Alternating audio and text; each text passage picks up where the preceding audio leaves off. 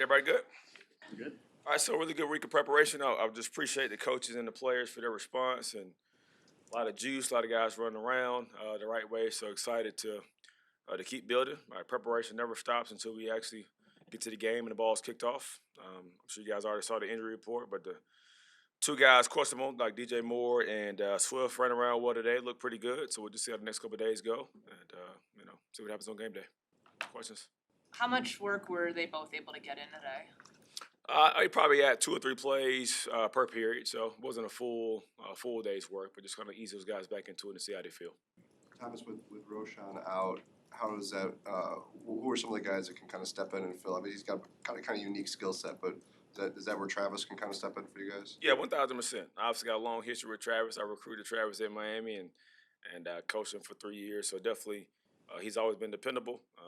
It's kind of been early on before he had a couple injuries himself.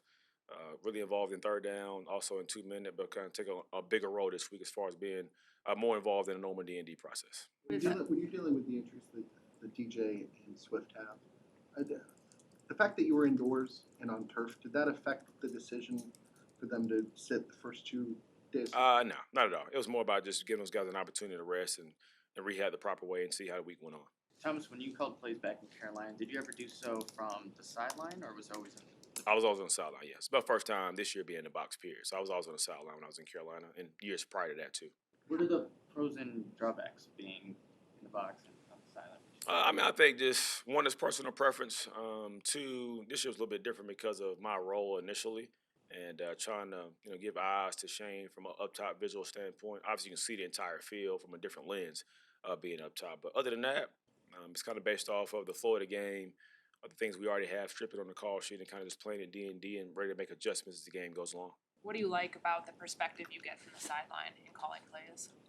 I mean, it's the player's game, so the player interaction. So I can be pretty calm at times, but also I do have some emotion that I show at different times. So I think being able to have an opportunity to meet with guys face to face, talk to them face to face in between plays, whether it be positive or just trying to make some corrections, is a little bit different when it comes to being on the sideline face to face versus in the box on a headset. What is the communication going to be like with you? Is there going to be somebody up there who's going to say, "This is what I see from that high up view"? Yeah, I mean everyone had the same role they had before. It's just more about giving hashes, D&D. We'll talk about advisement on penalties when they come up. We'll also talk about situations throughout the game as far as being prepared for a 2 minute end of the half, end of the game. But for the most part, the only thing that's changing, I'm just coming to the field versus being in the box. Have you thought about what the balance is going to be like of being with the offense, being with Caleb when the defense is on the field, but now being in a different role where over the entire team? Yeah, I mean definitely. I think being able to still man the role that I had before. We'll communicate in between drives on the headset. I think, again, it helps out because I'm going to be on the grass, so guys can just come up to me and talk to me versus having to flip over to a different channel. Obviously, having Chris on the grass as well be helpful when it comes to delivering information to the rest of the staff while I'm with the defense. Chris said yesterday that just about the clock management stuff and trying to simplify some things on the headset so it's not as chaotic. Yeah. What's been that process of how do you go about that process and simplifying that part? Well, I mean, to me, you prepare the right way throughout the week. I think we talked about this with the players. We kind of implemented a couple things from a meeting standpoint to go over a few more scenarios. And we also, on Wednesdays and Thursdays after our walkthrough, we have a point of emphasis for offense, defense, and special teams based on things that may have already come up before in the past or stuff for the future. And then Chris also does what we call a situational masters presentation on Fridays, which today was the first time he did that today. It's about a 10-minute deal, presentation-wise, to talk about a couple of scenarios around the league. And then it's just more about just doing a really good job of staying poised, calm in the moment, and being decisive communicators. Did you watch? What do you feel like some of the biggest tests are that this 49ers defense presents to you guys? I mean, I think their entire roster, their entire team has been built the right way. I think the mentality overall is to be aggressive, to be attacking, to be physical, and they've kind of stacked the roster that way. I think Kyle's done a great job throughout the years as far as having that same mentality to picking and choosing the spots to be aggressive. But they obviously want to run the ball and be effective on offense. They want to knock the run out and make you one-dimensional on defense, and also very aggressive on defense. I mean, special teams as well. So I think us being able to match that, but also keep guys balanced offensively. Minimizing guys like Joey Bosa. Also, Fred Warner is a a problem in more ways than one. Just the way he communicates, trying to find ways to give him different looks, because if you give him the same presentation, he will diagnose it, he will communicate, and he will meet you wherever the ball is. So trying to figure out how to make some adjustment with that. And then from a defensive perspective, it's about trying to knock the run out. Obviously, these guys are trying to pride themselves on probably 30-plus runs a game. So I want to be both from a balance standpoint from a defensive perspective, and also on special teams, matching field position as well. So. Is Homer capable of being a goal line back, or is that something that you see with Felton and Evans that you might utilize in calling them up? Yeah, I think Travis is capable of doing everything for us offensively.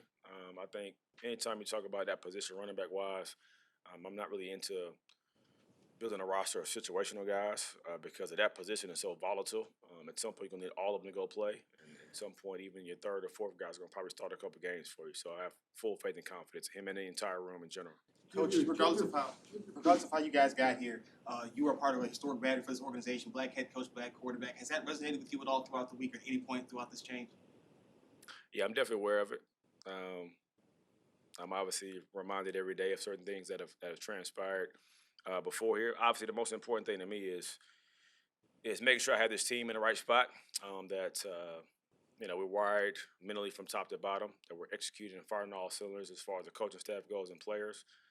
But also understand my background, what it's taken for me to get here, and understand and accept the responsibility that this position holds and what it means for everyone else that's coming behind me. So I've worn that, accepted it my entire life. So that's kind of nothing new to me. Do you have your speech ready? Speech? Yeah.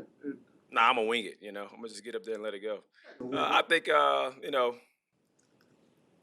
believe in preparation for sure. It's been a slow build throughout the week. I do have some talking points. I don't believe in wasting words, and I think also when guys are in the right spot in the moment, less is more.